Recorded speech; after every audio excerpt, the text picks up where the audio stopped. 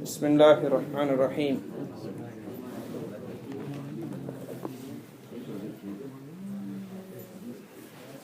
كتاب خالد بن وليد رضي الله تعالى عنه إلى أهل فارس. أخرج الطبراني عن أبي وائل رضي الله تعالى عنه قال: كتب خالد بن وليد رضي الله تعالى عنه إلى أهل فارس يدعوهم إلى الإسلام. بسم الله الرحمن الرحيم. من خالد بن وليد إلى رستم ومهران وملأ فارس، سلام على من اتبع الهدى.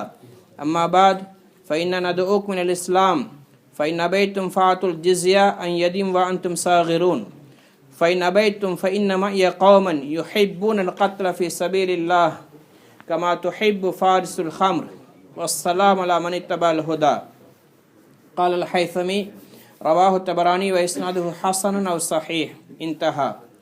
كتاب خالد بن وليد رضي الله تعالى عنه أهل المدائن، وأخرجه الحاكم أيضا في المستدرك عن أبي وائل بنحوه، وأخرج ابن جرير عن مجالد عن الشعبي قال: أقرأني بنو بقيلة كتاب خالد بن وليد رضي الله تعالى عنه أهل المدائن، من خالد بن وليد إلى مرازبة أهل فارس، سلام على من اتبع الهدى.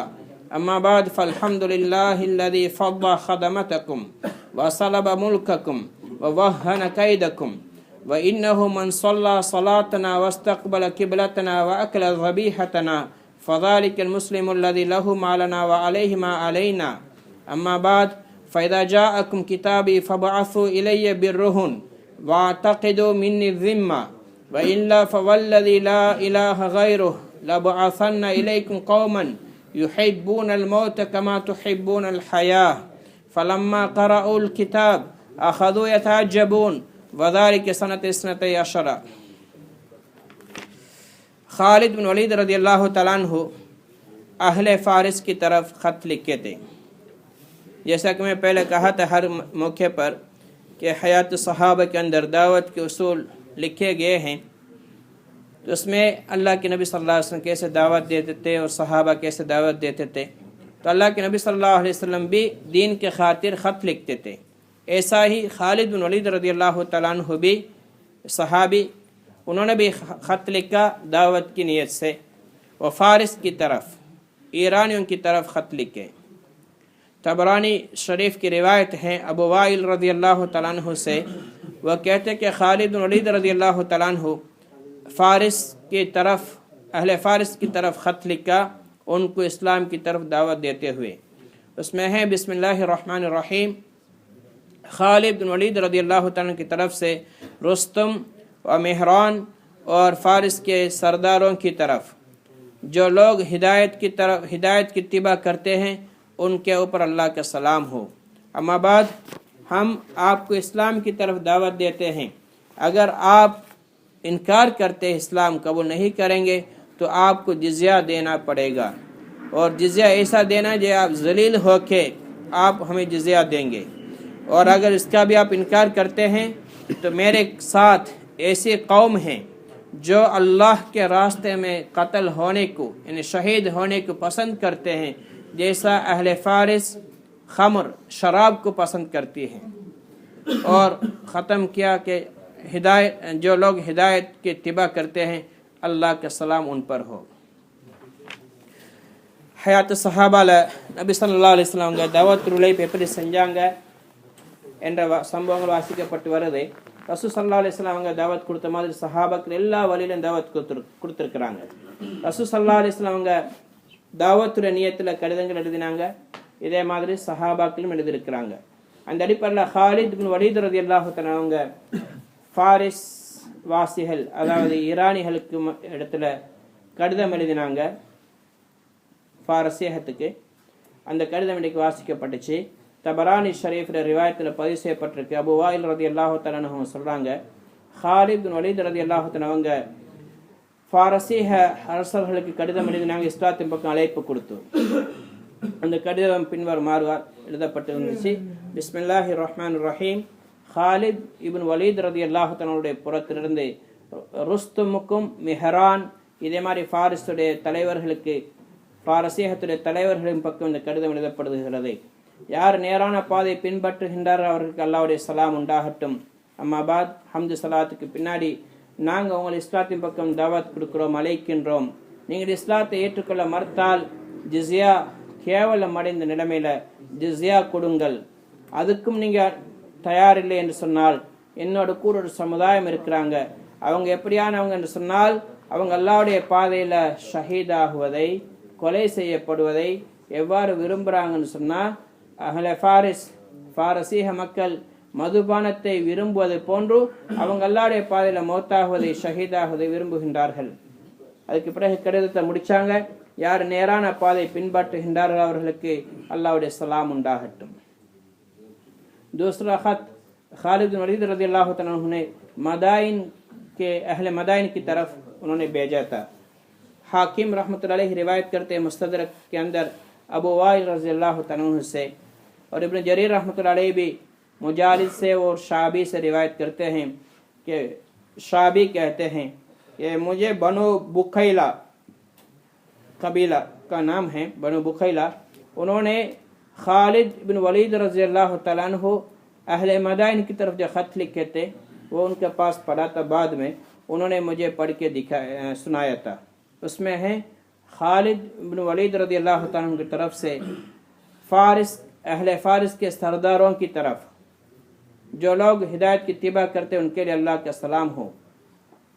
हम्द सलवात के बाद अल्लाह के लिए सारी तारीफ़ हैं जिस अल्लाह ने आपके मजमुए को तोड़ डाला है. यानी फारिस बहुत बड़ा ममलकत थी, अल्लाह ने उसको तोड़ दिया था इस्लाम के ज़रिए, और आपके ममलकत को, आपके हुकूमत को खींच लिया है, सलब कर लिया है, और आपके जितने हीलेबाजी आप करते थे, मकर, सब को अल्लाह ने कमज़ोर कर डाला है. उस अल्लाह की सारी तारीफ़ हैं. और जिन्होंने हमारी नमाज की तरह नमाज पढ़ी है और हमारे किबला के इस्तिकबाल उसका रुख करके नमाज पढ़ा है और हमारे ज़बीहा का खाया है, वो मुसलमान हैं, उसके लिए वही हुकूक है जो हमारे ऊपर हैं. और उसके बाद अम्मा बाद अगर जब मेरा ख़त आपके यहाँ पहुँचेगी तो आपके पास जो रहन रखी हुई है वो सारी चीज़ मेरे पास भेज दीजिए.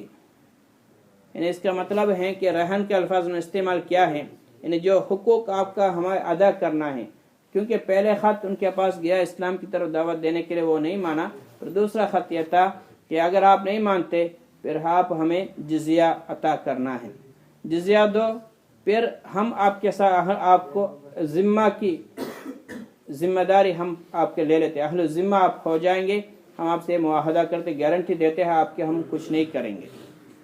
अगर उसके लिए भी तैयार नहीं है तो जिस अल्लाह के सिवा कोई माबूद नहीं है उसकी कसम मैं ऐसे एक जमात आपके पास भेजूंगा, वो मौत को ऐसे पसंद करते हैं जैसे तुम लोग ज़िंदगी को पसंद करते हो. तुम्हारे यहाँ ज़िंदगी जितनी महबूब हैं उससे ज़्यादा उनके लिए मौत पसंदीदा होगा, अल्लाह के रास्ते में जान देना.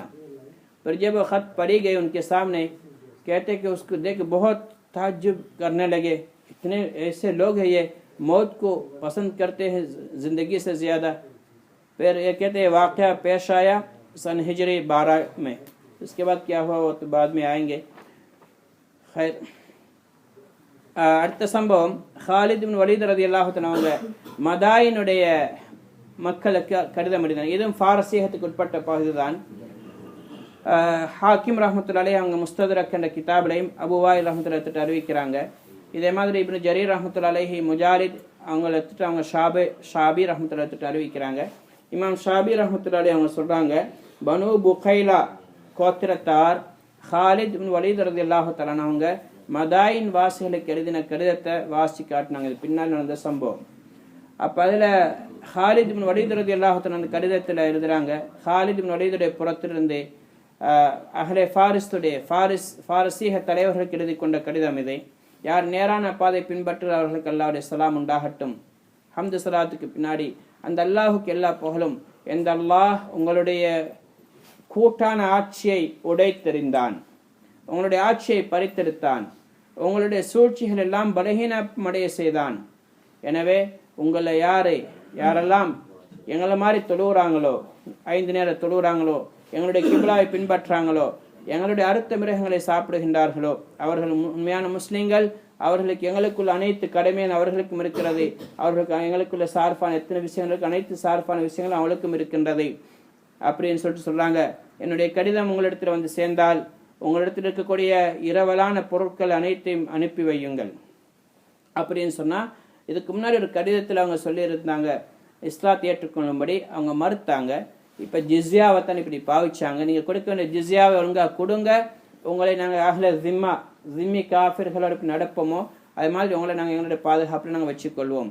அப்படி இல்லைன்னு சொன்னால் அல்லாஹுமே சத்தியமாக இந்த அல்லாஹ்வை தவிர வணக்கத்துக்குரிய நான் யாரும் இல்லையோ, நான் உங்களிடத்தில் ஒரு படையை அனுப்பி வைப்பேன். அவங்க எப்படியானவங்க சொன்னால், நீங்கள் ஹயாத்தை உயிர் வாழ்வதை விரும்புவதை போன்ற அவர்கள் மௌத்தை விரும்புவார்கள். அதாவது அல்லாஹ்வுடைய பாதையில் மரணிக்கிறத நீங்கள் உயிர் வாழ்றதை விரும்புகிற மாதிரி அவங்க விரும்புவாங்க என்ற கடிதம் அவங்களுக்கு எழுதினாங்க. அவங்க சொல்கிறாங்க, இந்த கடிதம் அவங்களுக்கு முன்னாடி வாசிக்கப்பட்ட பொழுது அவங்க பார்த்து ஆச்சரியப்பட்டாங்க. இவ்வளோ பெரிய மார்க்கத்துக்கு அர்ப்பணிக்கக்கூடிய கூட்டங்கமா இவங்கன்னு சொல்லி ஆச்சரியப்பட்டாங்க. அதுக்கு இந்த சம்பவம் ஹிஜ்ரி 12 நடைபெற்றது. அதுக்கு பிறகு என்ன நடந்துச்சு அது பின்னாடி வரக்கூடிய வாரங்களில் வாசிக்கப்படும். खैर अल्हम्दुलिल्लाह ये वाक़यात सहाबा के इसलिए पढ़ी जाती हैं, हमें भी इनकी ज़िंदगी के अंदर रहबरी हैं, हमारे लिए एक रहनुमा हैं. उन लोगों ने अपनी ज़िंदगी बदला और सिर्फ ये नहीं कि इस्लाम बदला फिर उनके ख्वाहिशात उनके दिल की कैफियत ऐसा ही रहा, ऐसी बात नहीं थी, बल्कि जब वो इस्लाम की तरफ आ गए तो हर कैफियत को बदल दिए थे. अल्लाह के नबी इस्लाम से पहले उनके लिए नौजुबिल्लाह बदतरीन थे, नापसंदीदा थे, उनके जान निकालने के लिए तैयार हो गए. जब मुसलमान हुए तो सबसे ज़्यादा पसंदीदा यही बन गए, उनके लिए जान देने के लिए भी तैयार हो गए और उनके हर बात ऐसा हो गया कि उसके सामने सब कुछ कुर्बान करने के लिए तैयार हैं. ले आज अफसोस की बात है कि हम मुसलमान हैं लेकिन हुजूर पाक सल्लल्लाहु अलैहि वसल्लम की तालीमात पर अमल करने के लिए हम तैयार नहीं हैं. हालांकि हम पैदाइश मुसलमान हैं. वो लोग कुफर में अपनी पूरी जिंदगी गुजारे थे, जहन्नम के दरवाजे तक गए. फिर जब अल्लाह ने हिदायत दी तो ऐसा पलट गए, तो फिर जीरो से जैसे उनकी जिंदगी शुरू हो गई, यानी पूरे के पूरे 100% मुसलमान हो गए. इस हाल तक हम जब तक नहीं पहुंचेंगे तो हम भी कामयाब नहीं हो सकते. दूसरी बात, खत दीन के खातिर, इस्लाम के खातिर खत लिखना बड़ी बात है, सुन्नत भी है. और जो टेलीफोन पे हम बात करते हैं, जो बात वो उधर से ख़त्म हो जाएगी. जो ख़त के ज़रिए हम लिखते हैं वो बात वो कुछ अरसे तक उसकी महफूज रहेगी. इसलिए अल्हम्दुलिल्लाह भी हमारे हज़रात की, जैसे मकातिब मौलाना यूसुफ रहमतुल्लाह अलैह, मकातिब मौलाना इनाम हसन साहब रहमतुल्लाह अलैह, इलियास रहमतुल्लाह अलैह, इनके सारे ख़ुतूत दावत के ज़ैल में महफूज हैं. वो ख़त लिखते थे दीन के खातिर. ये सुन्नत हमारे अंदर भी होना चाहिए, दीन के खातिर भी ख़त लिखे, ये भी एक सुन्नत है.